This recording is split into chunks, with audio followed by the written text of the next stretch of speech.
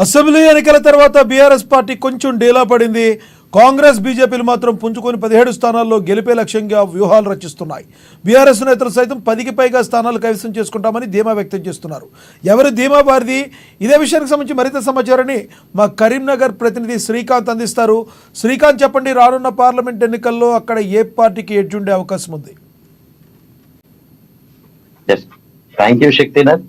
ఏదైతే కరీంనగర్ జిల్లాకు సంబంధించి పార్లమెంటు సెగ్మెంట్ పరిధిలో ప్రధాన పార్టీల నుండి ఇప్పటికే భారతీయ జనతా పార్టీ నుండి బండి సంజయ్ మరోసారి తన అదృష్టాన్ని పరీక్షించుకోనున్నారు. అయితే ఇప్పటికే గత పార్లమెంట్ ఎన్నికలలో ఎంపీగా గెలిచి కూడా ఆయన ఇప్పటికే ఈ స్థానం నుండి ప్రాతినిధ్యం వహిస్తున్న పరిస్థితి నెలకొంది. అయితే ఇటు బీఆర్ఎస్ పార్టీ అభ్యర్థి వినోద్ కుమార్ కూడా ఇప్పటికే ఎన్నికల ప్రచారాన్ని కూడా ప్రారంభించారని కూడా చెప్పవచ్చు. ఇందుకు సంబంధించి ఆయన పూర్తి స్థాయిలో కసరత్తు కూడా మొదలు పెట్టారు. అయితే ఇంకా కాంగ్రెస్ పార్టీ అభ్యర్థిని ఇంకా ఖరారు చేయకపోవడంతో అధిష్టానము ఇప్పటికే కరీంనగర్ జిల్లా వ్యాప్తంగా కూడా పార్లమెంటు పరిధిలో ఒక ఉత్కంఠనైతే నెలకొన్న పరిస్థితి ఉంది. అంటే రాష్ట్ర వ్యాప్తంగా అసెంబ్లీ ఎన్నికల అనంతరం ఏదైతే తెలంగాణలో పాగా వేసిన కాంగ్రెస్ పార్టీ తెలంగాణ వ్యాప్తంగా కూడా అంటే మొత్తంగా చూసుకుంటే 17 పార్లమెంటు సెగ్మెంట్లకు సంబంధించి కూడా కరీంనగర్ జిల్లా ఒక ప్రత్యేక గుర్తింపునైతే నెలకొంది. అంటే బలమైన ప్రత్యర్థి ఎవరైతే బండి సంజయ్ ఉన్నారో, బండి సంజయ్ కి ధీటైన అభ్యర్థిని నిలపడానికి కూడా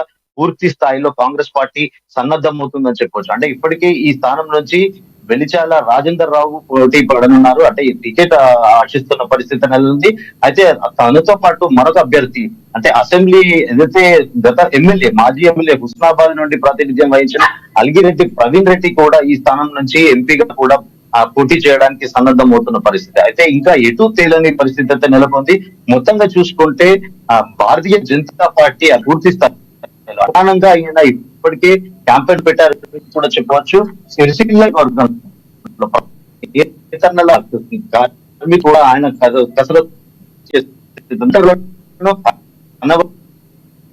ఇప్పుడు పార్టీ అభ్యర్థి పూర్తి స్థాయిలో కసరత్తు చేస్తున్నారు. అంటే 6 గ్యారంటీ పథకాలతో కాంగ్రెస్ పార్టీ ఇప్పటికే రాష్ట్రంగా ఆదున్న నేపథ్యంలో కూడా పార్టీ ఇక్కడ అసెంబ్లీ అభ్యర్థి అంటే ఖరారు చేసిన తర్వాత కాస్త మైలేజ్ బండి సంజయ్ మైలేజ్ కూడా తరనుందని కూడా చెప్పవచ్చు. అంటే మొత్తంగా చూసుకుంటే పార్లమెంట్ కి సంబంధించి 50,10 ఉన్నారు. అంటే 7 సెగ్మెంట్ నియోజకవర్గాలకు సంబంధించి 7 అసెంబ్లీ నియోజకవర్గాలు కూడా పార్లమెంట్ సెగ్మెంట్ లో ఉంటాయి.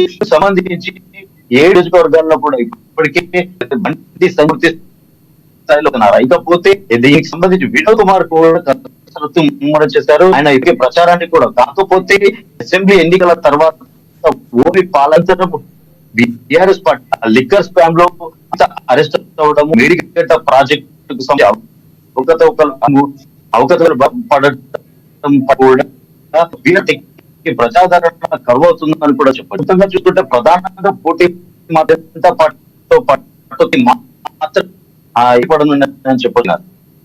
Thank you Srikanth.